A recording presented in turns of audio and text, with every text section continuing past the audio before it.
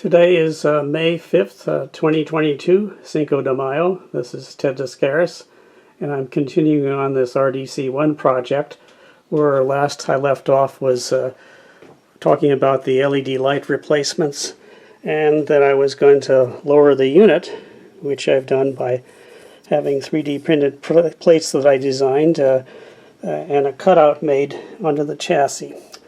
So I'm going to continue with discussing that.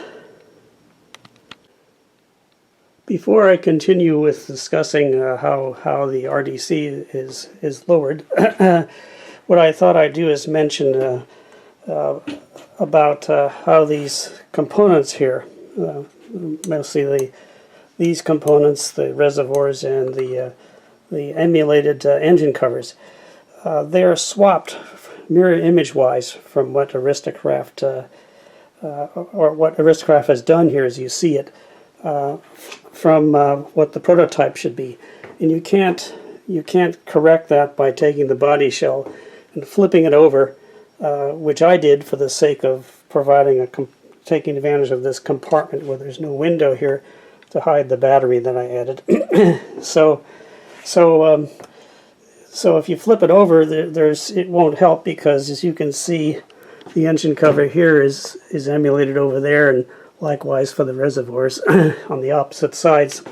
So that doesn't do any good. So what you could do is take the chassis here, the aluminum chassis, and the channel is kind of facing up because it kind of integrates with little hook here on the body shell to kind of keep it from bowing outward. But you could still take that and turn the aluminum, separate these two, the weight plate and the chassis. Take the chassis and turn it upside down so the U-groove faces downward, and then take the weight plate here, the iodine colored yellowish weight plate, turn it upside down and put it on top of the upside down aluminum chassis, and that would invert all the locations of these components to make them prototype wise. Interestingly enough, on the Aristo-Craft RDC2, they appeared to have corrected those locations. So at any rate, that could be done, and but there would be a dilemma of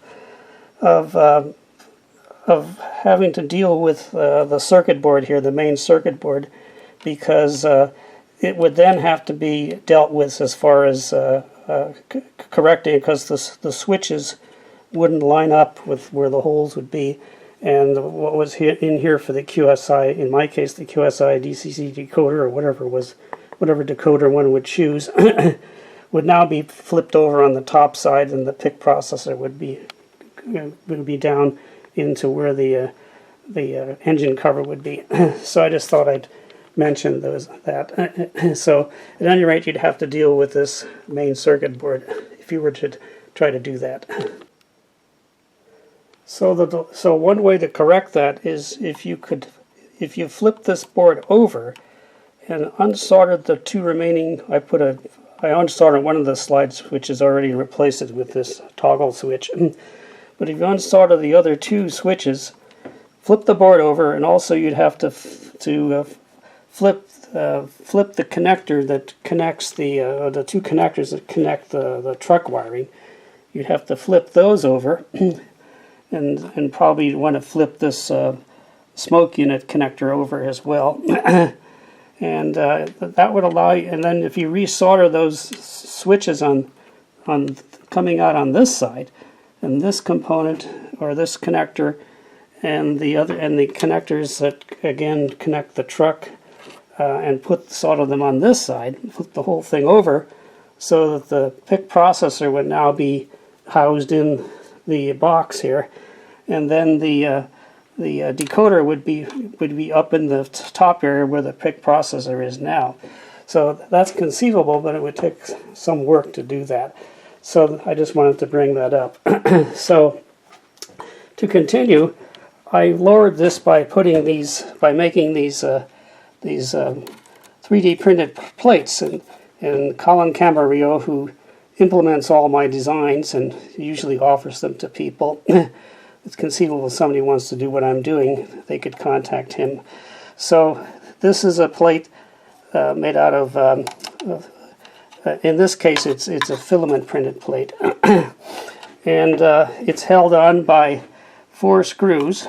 There's two 256s, one here and one here with nuts, and I chose to use 440 screws with nylon lock nuts over here. And so what that does is, what I did was I cut out the metal, which is this thickness here. And that thickness adds up to 170 thousandths of an inch, so that's how much the RDC is lowered. And this is also a cutout template that I designed that Colin could offer to people too. On this side, there are protrusions that emulate this is the cutout aluminum part of the chassis, that emulate the kidney pattern, so that when you put it on, you put it on like this. You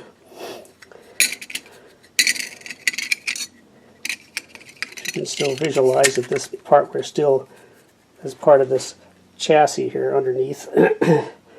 Then what you would do is you'd position it, square it up, and then you could drill 4 holes in the corners, and that would allow you to and that's why you see these like scalloped effects in these corners, because it was drilled out. So that allows you to get a jigsaw in there with a hacksaw blade, or with a metal cutting blade, I should say, in the jigsaw. But because of the thickness of the plate, which is an 1/8 inch, it's pretty tough to cut out. So I ended up using a Dremel, and if you use a cutoff wheel, say 2-inch diameter, pretty big one, with that's considered for high tensile strength, which is made to cut out steel, you can take your time and cut a slot after you have this template on. You scribe a line around the periphery, follow the line, and then you could use that to cut part way through, and then use a jigsaw to complete. And these holes were intended to get a jigsaw blade down in the workpiece while you're cutting it out. And of course, you'd have the whole thing disassembled to do that. So, and I cut them both out together. So at any rate, that's what was done here. And so you can see, I don't know if the camera can focus, but you can see a recess there.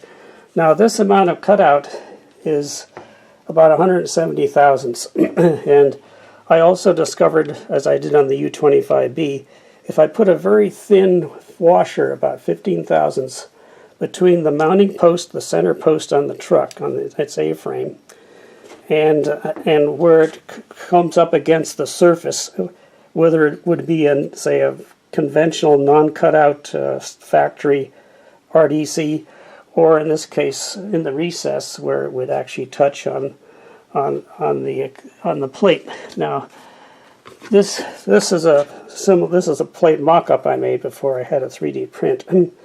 So you can visualize the truck going into that kidney pattern with the center post having a washer spacer at 15 thousandths, and that allows the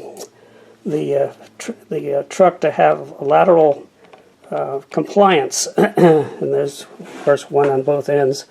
And being at such a long wheelbase here for track work that may have a slight twist in it, that can be a problem.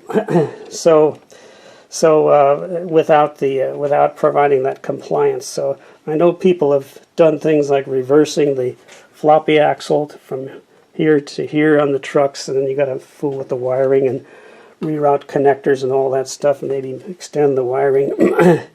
So at any rate, this method worked for my U25B, and it seems to work reasonably well here. So I thought I'd point that out.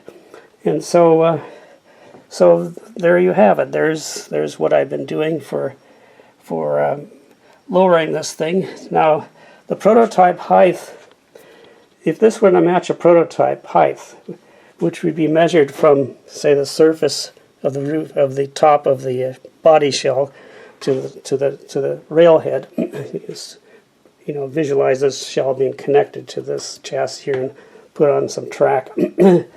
That you'd have to lower it almost 3/10 or about 3/10 of an inch, which is quite a bit.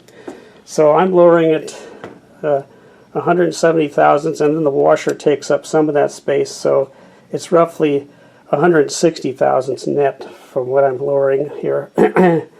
And so there's about 140 thousandths or so that's still a little bit too high, but still it looks a lot better on the track. And again, it's compromised from lowering because I didn't want to hog out a whole bunch more material here, which I would have had to have done. Then having to deal with spacing these circuit boards, which are already spaced by one nut width. I took the M3 nut and spaced it on these little factory standoffs here. And in the case of this 3D printed truck mounting plate I did, it has a key in here. It's probably hard to see. And so when you put it on, it fits into the part of the metal part here to key it so that so it ends up with the factory centering where the truck used to be before the cutout was made. And then when you flip it over, that key which protrudes up now serves as a standoff in which to mount the remount the factory circuit board here. Same on both ends. So that's what I've done with this. And another thing I noticed was the wheels on here would scale to about 40-inch wheels, which are typical for say a GP type locomotive like a GP9 or a GP 38 or GP 40.